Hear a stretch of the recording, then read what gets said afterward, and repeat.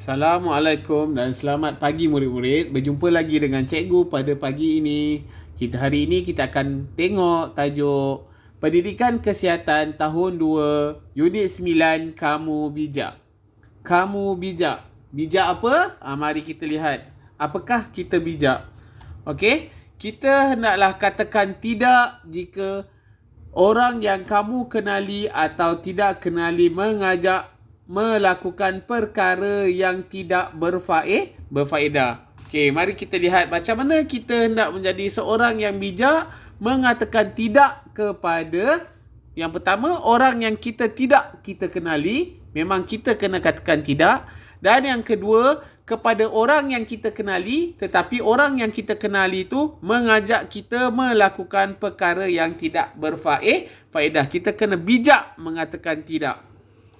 Okey, kita lihat buku teks muka surat 94.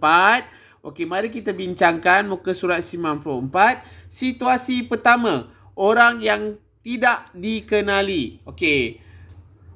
Dek, boleh abang masuk ke rumah? Tidak boleh. Bahaya membenarkan abang ini masuk ke rumah. Okey, abang ini ialah seorang penjual. Okey, dia datang daripada rumah ke rumah.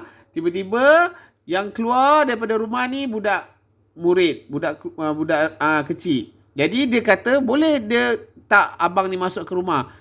Murid ni tak kenal pun abang ni. Jadi dia kena berani kata tidak. Kita kena tahu. Kita tak boleh benarkan orang yang kita tidak kenali masuk ke dalam rumah. Boleh murid? Jangan sesekali membenarkan orang yang tidak kita kenali masuk ke dalam rumah kecuali kita ada bersama ayah dan ibu kita. Okay, kita boleh panggil ayah dan ibu kita untuk berbicara dengan orang yang tidak kita kenali. Jangan kita buat keputusan sendiri. Bahaya membenarkan abang ini masuk ke rumah kerana abang ini tidak kita kenali. Okey, sekarang murid, kita tengok pula situasi yang kedua. Situasi yang kedua ni pula ialah bersama dengan orang yang dikenali. Okey, Amin, jom ikut saya ke kafe cyber. Kawan-kawan kita ramai di sana. Okey, sebelum Ali jawab, Ali fikir, tidak boleh ikut Ali. Nanti saya tidak menghadiri latihan pula. So, Ali pun berani mengata tidak. Mengapa, Ali? Saya mesti ke padang segera. Ada latihan bola. Jurulatih sedang menunggu. So, situasi kedua ni menceritakan kita kenal orang ni. Kita kenal. Ia ialah rakan kita. Tetapi dia mengajak kita melakukan perkara yang tidak berfaedah. Jadi kita kena berani mengata tidak. Kita kena bijak mengata tidak dan memberi alasan. Kita tak nak ikut dia kerana kita ada tugas lain yang lebih berfaedah, iaitu mesti ke padang segera, ada latihan bola sepak. Boleh murid? Baiklah, seterusnya mari kita lihat buku teks muka surat 95. Okey, cikgu akan bincangkan dua gambar ini.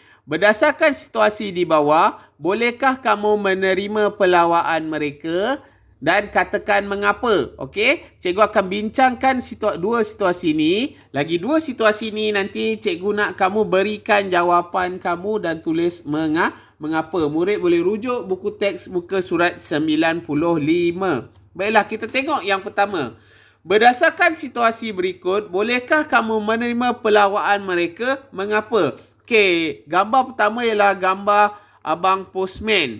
Okey, ya boleh. Postman ditugaskan untuk menghantar surat ke rumah. Jadi, kita hanya dibenarkan untuk menerima dan mengambil surat atau bungkusan daripada postman. Okey, kita tahu postman ni tugas dia memang menghantar barang. Lebih-lebih lagi sekarang ni, time COVID ni macam-macam barang sampai daripada Korea. Jadi kita tahu tugas dia memang menghantar barang. Jadi kita boleh menerima barang daripada postman ataupun kurier yang lain yang memang dia ditugaskan menghantar barang. Tetapi selalunya dia tidak akan masuk ke dalam rumah. Faham ya murid?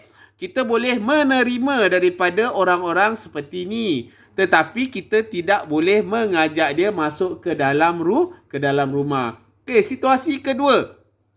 Berdasarkan situasi berikut, bolehkah kamu menerima pelawaan mereka? Mengapa? Ya, boleh jika kamu mengenalinya. Bermain bola sepak adalah aktiviti yang bermanfaat dan baik untuk kesihatan. Ya, sekiranya kamu mengenali orang yang mengajak kamu bermain bola sepak, siapa orang yang kita kenali? Jiran kita, rakan kita, rakan abang kita yang selalu datang rumah kita, kita kenali. Kita boleh bermain bola sepak dengan dia. Tetapi sekiranya orang itu tidak kita kenali, kita hendaklah jauhkan diri kita daripada bersama dengan dia. Faham ya murid? So, cikgu dah bincangkan dua situasi ini.